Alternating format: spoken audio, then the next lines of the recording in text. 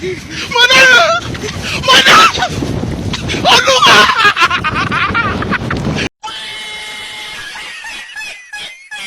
A few moments later.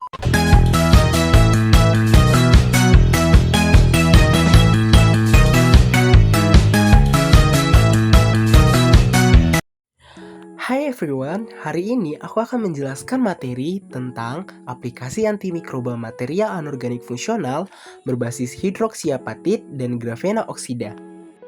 Nah, di dalam materi ini kita akan mengeksplorasi sinergi antara hidroksiapatit yang biokompatibel dan grafenoksida yang kuat untuk menciptakan biomaterial ortopedi dengan sifat antimikroba yang unggul, menjawab tantangan infeksi implan dari pasca operasi. Yang pertama, kita akan ke latar belakang. Di latar belakang ini, kita akan mengetahui bagaimana hidroksiapatit dan grafenoksida dapat mengatasi resisten antibiotik dalam implan.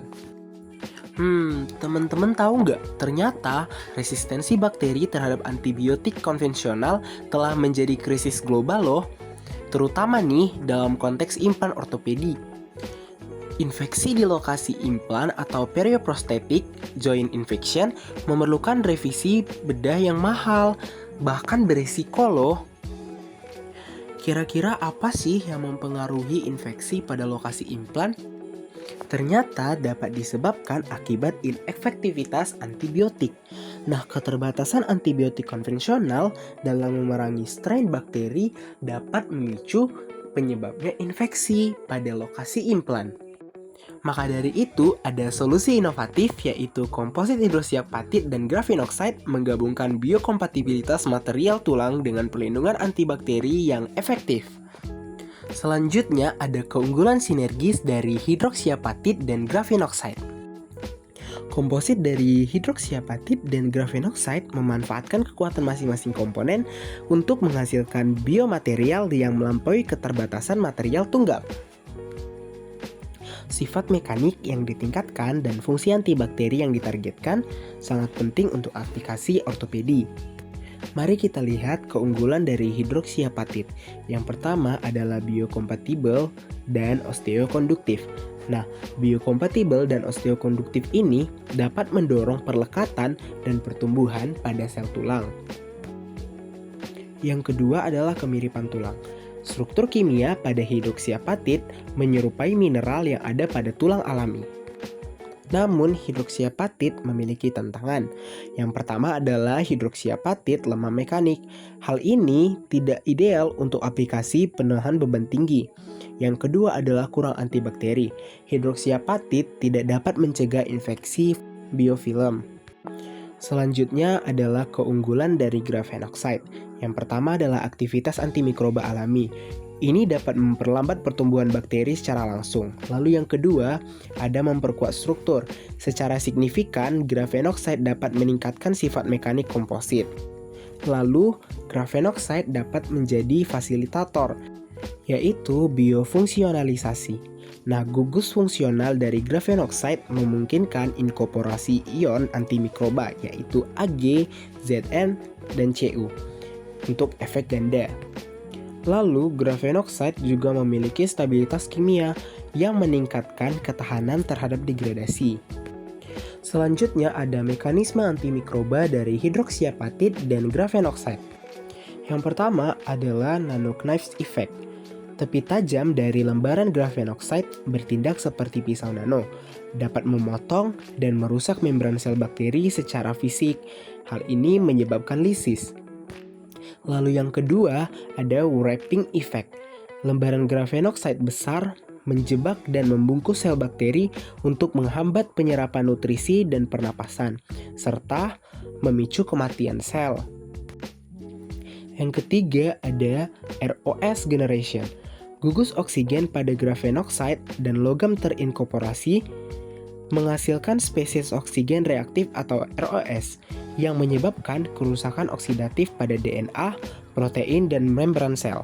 Lalu yang terakhir ada ion logam tambahan. Pelepasan terkontrol dari ion logam seperti Ag positif dan Z2 positif dari grafenoksida yang telah didisfungsionalisasi secara sinergis meningkatkan efek antibakteri. Selanjutnya ada aplikasi biomedis yaitu scaffold dan pelapis implan. Komposit hidroksiapatit dan juga grafenoxide menunjukkan kinerja superior baik sebagai material inti untuk rekayasa jaringan maupun sebagai pelapis permukaan untuk mencegah kegagalan implan akibat infeksi. Nah, aplikasi biomedisnya yang pertama adalah scaffold tulang multifungsi. Penggunaan hidroksiapatit dan grafenoxide ZN dalam scaffold 3D terbukti meningkatkan aktivitas antibakteri hingga 3 kali lipat dibandingkan dengan hidroksiapatit murni. Namun, tetap mendukung untuk pertumbuhan dari sel tulang. Hidroksiapatit grafenoxide PCl efektif menekan pertumbuhan bakteri umum seperti E. coli dan S. aureus. Lalu, scaffold tulang multifungsi ini juga ideal untuk perbaikan cacat tulang yang rentan infeksi tahu. Aplikasi yang kedua adalah pelapisan implan ortopedi. Pelapisan permukaan implan dengan material berbasis hidroksiapatit dan grafenoxide menjadi garis pertahanan pertama untuk melawan pembentukan biofilm penyebab utama PJI. Pelapis Ag grafenoxide dapat mencegah kolonisasi bakteri sekaligus memfasilitasi perlekatan dan proliferasi sel osteoblast atau sel pembentuk tulang. SR hidroksiapatit grafenoxide LZ dapat menyediakan proteksi jangka panjang terhadap kolonisasi dari bakteri. Selanjutnya ada kesimpulan. Sinergi antara grafenoxide dan hidroksiapatit telah menetapkan standar baru untuk biomaterial anorganik. Material ini menjanjikan implan yang tidak hanya kuat dan biokompatibel, tetapi juga proaktif dalam memerangi infeksi. Sinergi antara grafenoxide dan hidroksiapatit memiliki biokompatibilitas yang tinggi, sangat penting untuk integrasi dari implan.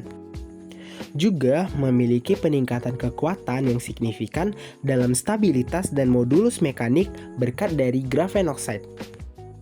Sinergi antara grafenoxide dan hidroksiapatit juga memiliki antimikroba yang kuat. Efek ganda atau fisik dan kimia memastikan aktivitas antimikroba spektrum yang luas. Nah, sekian materi yang dapat saya sampaikan. Terima kasih sudah menonton video saya.